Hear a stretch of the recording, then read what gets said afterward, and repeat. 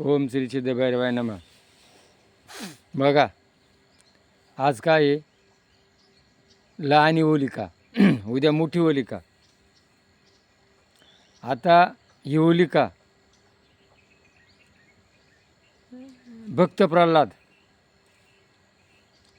तो भगवंताची भक्ती करत होता. त्याचा बाप कोण आहे? हिरण्यकश्यप. आणि तो देवाला मानत नव्हता. राक्षसाच्या पोटी भक्त प्रल्हाद जन्माला आला. का आला? का त्याच्या आई तो पोटात असताना नारदाच्या आश्रमामध्ये होती. त्याच्या कानावरती दैवी विचार होते आणि तो भक्त प्रल्हाद झाला. आणि तो लोकांना हिरण्यकश्यप काय म्हणायचा?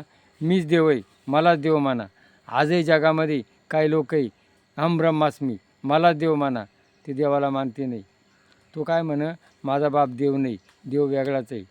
आणि मग त्यांनी त्याला सांगितलं, तू असं का प्रचार करतो? त्याने त्याला कड्यावरून लोटलं, हत्तीच्या पायाखाली दिलं, उकळत्या कढईत टाकलं, तरी त्याला काय मरण नव्हतं. आणि मग होलिका ही त्याची बहीण होती. तिला काय वरदान होतं? का तू दुष्ट माणसाला घेऊन जर अग्नीत बसली तर तो जळल आणि तुला काय होणार नाही. मग ती मी बसते. तिनं भक्त प्रल्हाद कोण होता? दुष्ट नव्हता, सात्विक होता. त्याला ती घेऊन बसली आणि मग झालं काय? होलिका जळाली, भक्त प्रल्हादाला काहीच झालं नाही. आणि मग लोक भगवंताची स्तुती करत होते का आमचा भगवंत प्रल्हादाला काही होऊन देऊ नको.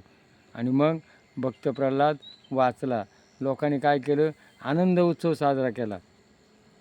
आणि मग ती राख अंगावर उधळली. तो कोण? तो शिमगा. असा भक्त प्रल्हाद वाचल्यामुळं ही होलिका आज आपण साजरी करतो. काय?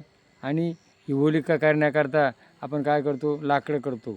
मग जो घाण आहे, वाळलेला दूषित कचरा आहे, आणि आपल्या डोक्यामध्ये काही दूषित विचार आहे, वाईट विचार आहे, ही वाईट विचार आज ह्या दिवशी आपण टाकून द्यायचे.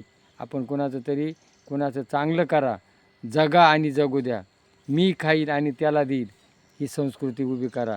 माझंच भरलं पाहिजे ही विकृती आहे. म्हणून माझ्या डोक्याची विकृती, माझं दुसऱ्याचं चांगलं बघवत नाही.